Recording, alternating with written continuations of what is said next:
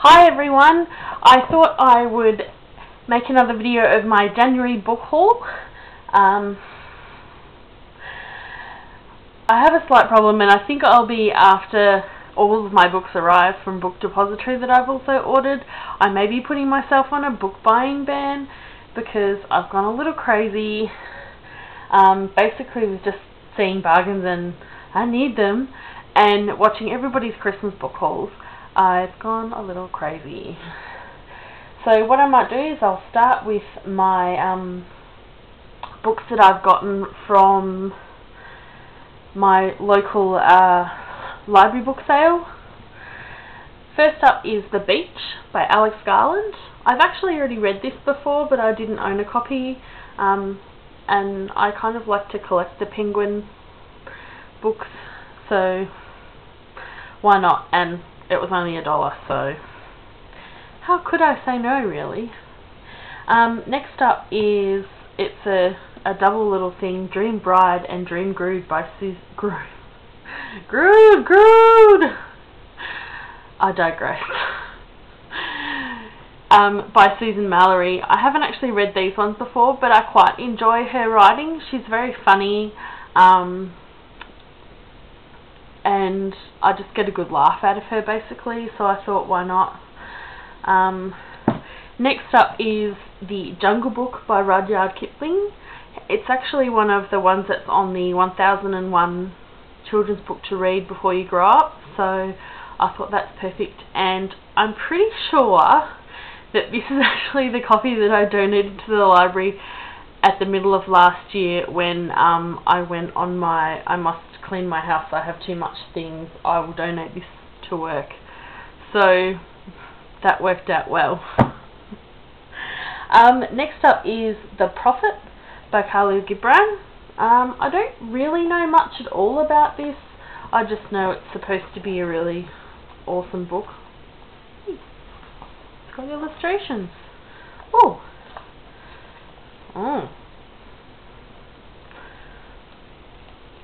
It's not actually the worst thing I found in a book, it's just a muesli bar wrapper. We won't mention what the worst thing I have found in a book in a library is, because that would just be gross. Next up was The Poison Garden by Sarah Singleton. I know absolutely nothing about this book, but I just saw the cover and I was like, it's so pretty. It's all, yeah, like shiny, and I just really like the design that's on the back as well. But it sounds like it's a boy discovers that his, I don't know if it's his aunt, sorry, his grandmother was in an arcane guild, and she was poisoned by somebody, so I think he's going to try and find out who it is that poisoned her. And I also got, at the same time from them, The Goddess Test, The Goddess Inheritance, and Goddess Interrupted, all by Amy Carter. And I don't really know much about this series either, although Cassandra Clare does tell me that it's a fresh take on Greek myths, and it adds sparkle to this romantic tale. Oh my goodness! I'm just like milking the words today. But anyway, I'm guessing that there's gods and retellings of things, and I do quite like Greek mythology, so I am looking forward to reading those. I'm not actually sure what order they are in, but I will jump onto Fantastic Fiction and obviously find out. Next up were some El Tipo ones that I got from Big W. The first up was The Reckoning by Kelly Armstrong, and I know it's the third book in the Darkest Powers trilogy, but it was $3, and I have read her, I don't know if I'll even have it in here. Yes, I have read the Darkness Rising series, although I haven't read the last one yet because it wasn't out when I'd started reading it. So I thought, well, even if I have to pay more for the other two in this trilogy, that's okay because I only paid $3 for this one, and I do like her writing.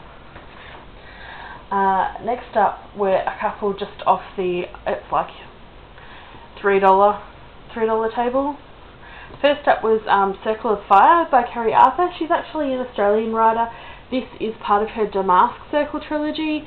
I think this is one of her earlier books. She's really well known for her Riley Jensen Guardians, Werewolves, Underground, Melbourne book series, which I think was 9 books. And I actually bought the first one of those in March last year when I was at the ARA conference in Brisbane. But I haven't even read it yet. It's still in the container that all of the books that I bought at that were in, which is really, really bad because I've spent a ridiculous amount of money and I haven't even read them yet. So that is one of the things that I need to get to this year. And I'm not actually sure which part of the trilogy this is, but I'm hoping that I'll be able to pick up the other 2 as well, because they will also go towards my I'm wanting to read more Australian female writers this year. And next up is Eye of Heaven by Marjorie M. Liu, and this is part of the Jerkensteel series. Another one that I haven't read any of, have heard it's really, really good, and it was only like $3 something, so basically that's why I got it. And when we're talking books, I need no justification really whatsoever for buying cheap books, really, at all. It's ridiculous. Next up at Big W, I also got for $30 was Kitchen by Nigella Lawson, and basically I got it for $30 instead of the regular $40 price because it's got like a tiny rip at the top of the dust jacket, so I'll be able to take that to work and fix it up super quick. And yeah, $30, which is pretty awesome. So I'm kind of excited because I really enjoy Nigella's way of cooking. It can be fancy or it can just be a really, really nice home cooked meal. Ooh. And exciting things like Mexican lasagna. And she has really awesome brownies. And it's not in this book. I think it possibly is in the Forever Summer book. But no, it's in Express. The best pancake mix ever. And I just like mix up a whole heap at one time, and then you just take out a serving for each time and just add your milk in there and everything. It is awesome. They are so good. Oh, so good. Okay, so 2 more cheapies that I got from Target. I'm pretty sure on the same night that I went to Big W, so it was sort of just like this big huge book buying spree. I got Dance with the Devil by Sherilyn Kenyon. This is part of her Dark Hunters, I believe. I've read some of these. I started reading them from the very start, which was, I think the first one's Fantasy Lover. And they're sort of paranormal, and I think some of them may run into urban fantasy a little bit as well. But I read the first Chronicles of Nick book when that first got released, and I was like, I'm so excited, I need more.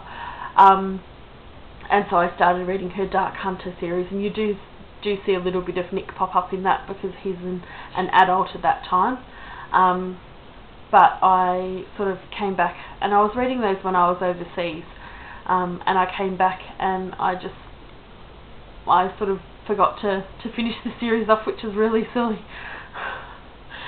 I get terribly easily sidetracked by other books. It's ridiculous. But at $3.33, and it's in the covers that I have started collecting them in, so I was like, yeah, I'm going to get that one. Can't say no. I also got, for $10, the Golden Lily, which was one by Rochelle Mead, which is one of the books in the Bloodline series. I believe it's the second book. I also have the third book, which I don't know what it's called, but it's got a blue cover, and I got that for like $2. It was ridiculous. Also from Target, brand new. I think they were just trying to get rid of excess stock. I haven't actually read the Vampire Academy series yet, and I'm umming and ahhing over how I want to buy it, because I don't particularly like the new covers that have been released with the movie tie-in.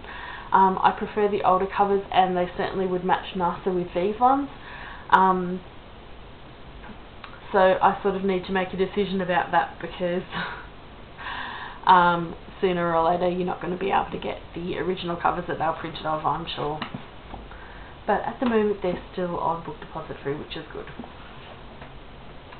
I also got a few YA books. Anna Dressed in Blood by Kenzair Blake.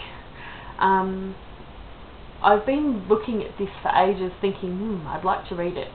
And the second book had come out, and I'd had both of them in my hands, I don't know how many times, and gone, no, you don't need them. But then we had the Christmas Booktubeathon this past couple of months, and there are quite a few people that were reading this and raving, and I was just like, what are you doing, woman? Just buy it. And so by the time I'd gone to buy it, only the first book was there. The second book had sold out, and Big W, being what it is, doesn't tend to get books back in again. They just have what they have, and they get their stock in and they sell it, and that's it. Or they do ridiculously cheap things as well.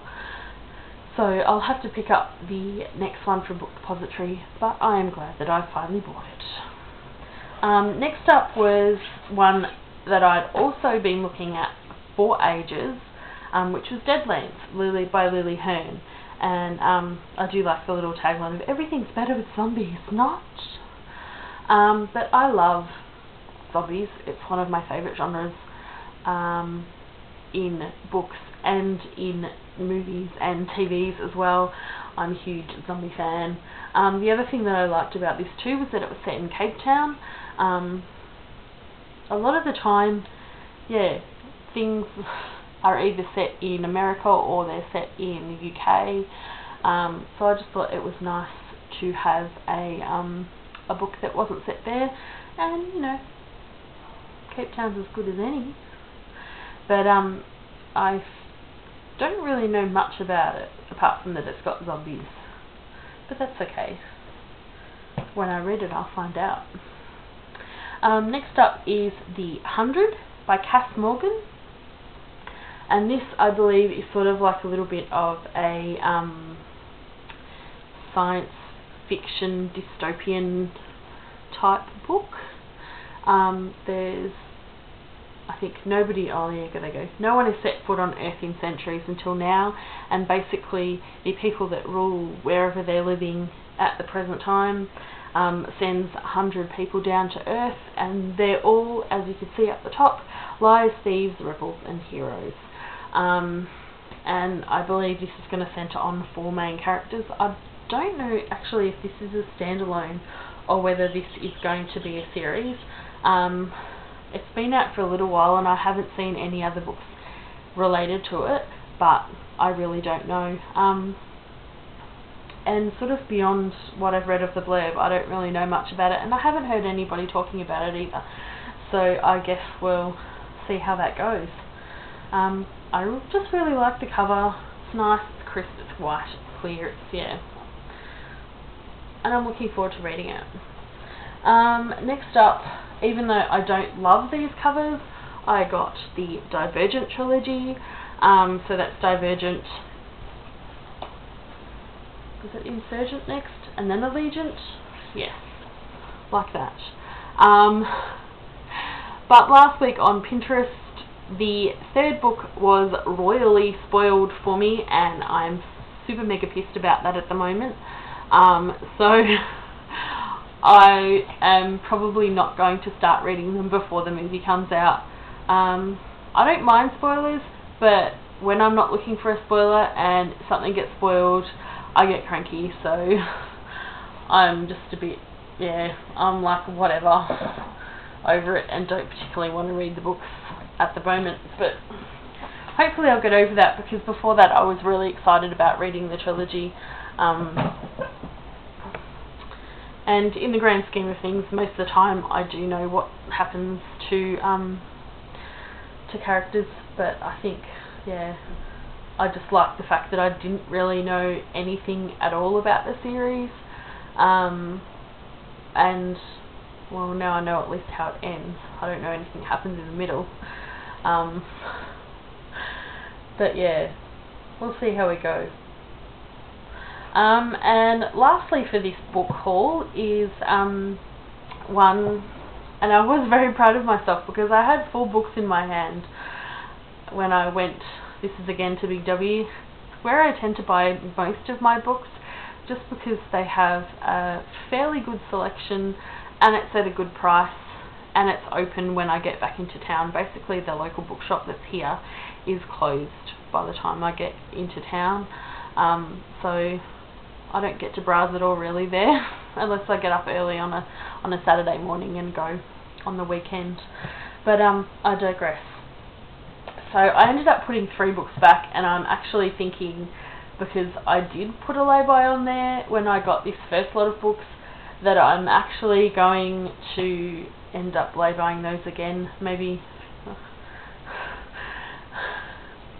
Even though I'm supposed to be on a book, I'm talking myself out of a book buying ban before I even really officially start it. But what I got was a commemorative edition of The Power of One by Bryce Courtney.